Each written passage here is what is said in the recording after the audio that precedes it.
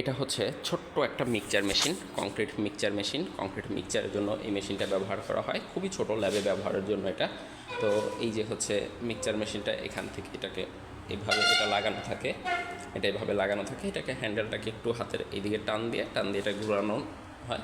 ঘুরিয়ে এটার মধ্যে টোটাল যে ম্যাটেরিয়ালসটা আপনি দিতে চাইতেছেন সেটা, এটার মধ্যে কিন্তু এরকম কিছু প্লেটের মতো লাগানো থাকে, যাতে করে আপনার মিক্সচারটা খুব ভালোভাবে মিক্সিং হয়। এই জন্য মূলত এটা দেওয়া থাকে।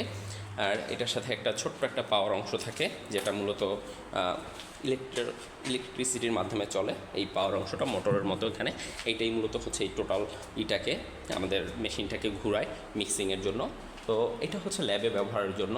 এটার কার্যক্রম আর বড় যে মিক্সচার মেশিনগুলো আছে কার্যক্রম প্রায় সিমিলার, শুধুমাত্র পাওয়ারের অংশটা আলাদা থাকে। এটা হচ্ছে ইলেকট্রিসিটির মাধ্যমে চলে ল্যাবেরটা। আর যেটা বাহিরে দেখেন সেটা হচ্ছে পেট্রোল বা ডিজেল বা অন্যান্য জ্বালানির মাধ্যমে সাধারণত চলে থাকে।